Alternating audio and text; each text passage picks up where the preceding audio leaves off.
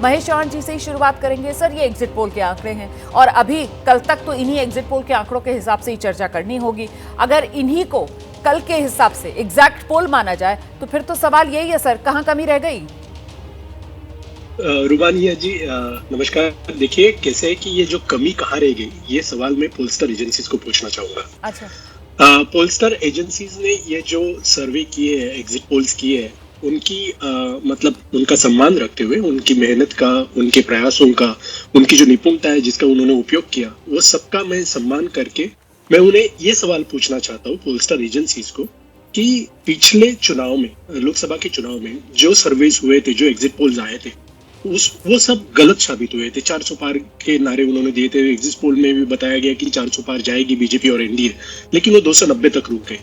तो मैं ये पूछना चाहता हूँ उनसे कि क्या गलतियां हुई थी। देखिए पिछले समय भी उन्होंने इतनी ही प्रयास किए होंगे, इतनी मेहनत की होंगी, इतनी निपुणता का उपयोग किया होगा, फिर भी गलतियां हुई, तो वो गलतियां क्या थी, वो गलतियां अभी न हो और वो गलतियां सुधारने के लिए उन्होंने क्या प्रयास किए, ये जानना बहुत जरूरी है। तो कुल मिलाकर महेश जी, आप इन आंकड़ों को खारिज कर रहे हैं ना, आप इन आंकड़ों को खारिज कर रहे हैं। मैं गोपाल अग्रवाल जी का रुख करती हूँ। गोपाल अग्रवाल जी, लेकिन अगर इन्हीं आंकड़ों के आधार पर बात की जाए सर, अब एग्जिट पोल का आंकड़ा है, चर्चा तो हमें इसी पर करनी है, आधार इसी को बनाना है, तो यहाँ जो माई एक्सेस का वोट शेयर वाला मामला सामने निकल कर आ रहा है सर, वो महायुति को 48% वोट शेयर और महाविकास आघाड़ी को 37% वोट शेयर, जबकि अभी 4 महीने पहले जो लोकसभा चुनाव हुए उसमें तो वोट शेयर के मामले में महायुति और महाविकास आघाड़ी करीब करीब बराबरी पर थी। और सीटों के लिहाज से तो हमने देखा कैसे महाविकास आघाड़ी के खाते में 30 लोकसभा की सीटें चली गई थी और महायुति के खाते में 17 ही लोकसभा की सीटें आई थी। तो फिर ये तस्वीर अब जो बिल्कुल पलटी हुई और महायुति के फेवर में नजर आ रही है, इसकी वजह आपको क्या लगती है? इतना डिफरेंस वोट शेयर का, इतनी बड़ी लीड महायुति कैसे?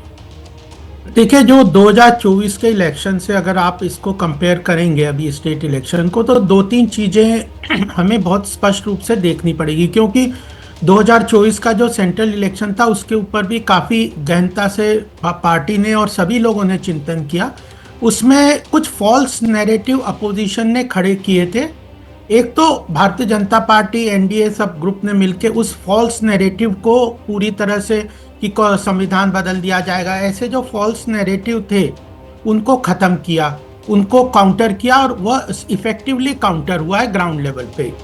दूसरा महत्वपूर्ण बात है कि जो इनके खोखले प्रोमिसेस थे अपोजिशन के, जो फॉल्स प्रोमिसेस थे डिफरेंट स्टेट्स के इलेक्शंस में, चाहे हिमाचल को ले लें, कर्नाटक को ले लें और जगह पे ले लें, तेलंगाना को ले लें, जहाँ पे अपोजिशन की सरकारें आई प्रदेश में, वहाँ पे जो प्रोमिसेस थे उसमें पूरी तरह से अपोजिशन विफल रहा इम्प्लीमेंट करने के लिए।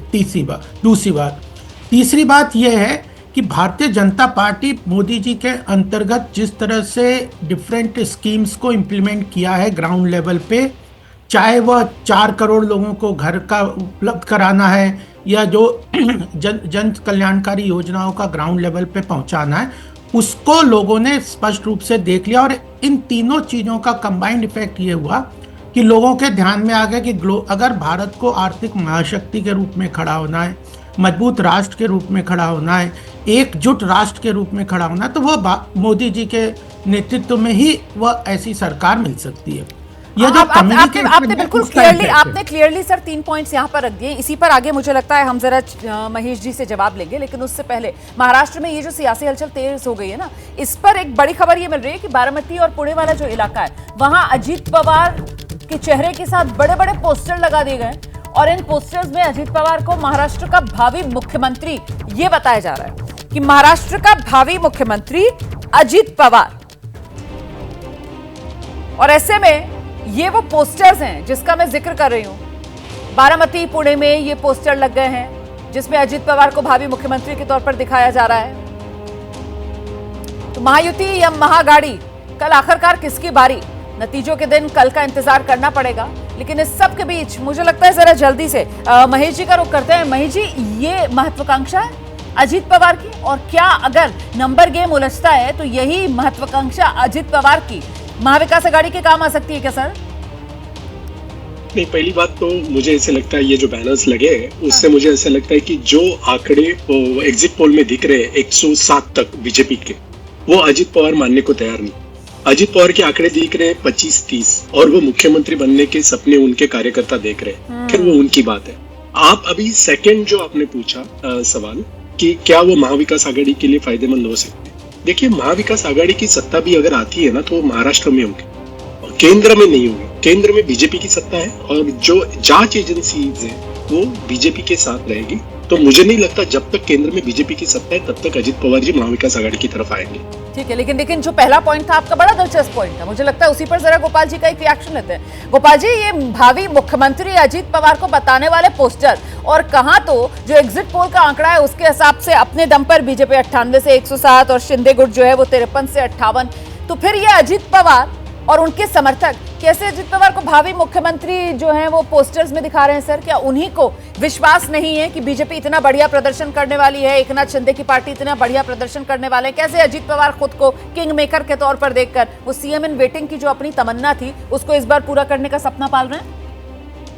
नहीं, देखिए राजनीति में सबको एस्पिरेशंस रखने होते हैं, रखते भी हैं और सबको हम स्पेस भी देते हैं। भारतीय जनता पार्टी में सभी पॉलिटिकल पार्टीज या जो कार्यकर्ता है उनका एस्पिरेशंस बहुत इंपॉर्टेंट है। अदरवाइज एस्पिरेशन नहीं होगा, किसी तरह अपने आप को आगे नहीं बढ़ाएंगे तो राजनीति में आगे बढ़ेंगे नहीं। इसलिए सबको स्पेस देने की, सबको आगे बढ़ने की पूरी तरह से छूट होती है राजनीति में। लेकिन जो भारतीय जनता पार्टी या एनडीए गठबंधन है, अब पूरी तरह से स्पष्ट है कि ये गठबंधन का धर्म सबको निभाना पड़ेगा और गृह मंत्री जी ने स्पष्ट कर दिया है कि इलेक्शन के बाद जो बैठ के तय किया जाएगा, पहले कोई तय नहीं है कि कौन चीफ मिनिस्टर बनेगा, उसके बाद सामूहिक रूप से डिस्कशन होगा कौन कैसे जीता है। नहीं तो यही जो खुला मैदान छोड़ दिया ना, क्या इसी वजह से यहाँ कंफ्यूजन ज्यादा नजर आती है और हर किसी की महत्वाकांक्षा जो है वो कुलाचे भरती हुई नजर आ रही है? इसीलिए तो सवाल है ना सर कि ये सीएम की कुर्सी पर दावेदारी, इस पर फुल स्टॉप लग जाती अगर पहले ही चुनाव में जाने से पहले एकनाथ शिंदे मुख्यमंत्री जो हैं, जो सीएम की कुर्सी के चक्कर में ही पाला बदलकर महाविकास आघाड़ी को छोड़कर महायुति में आए थे, उन्हीं के चेहरे पर आप चुनाव लड़े, उन्हीं का नाम आगे कर देते, तो फिर इस तरीके की महत्वाकांक्षा के चक्कर में पोस्टर तो नहीं लगे हुए नजर आते और ये सिर्फ फुटअव्वल की बातें तो नहीं की जाती महायुति में सीएम की कुर्सी को लेकर।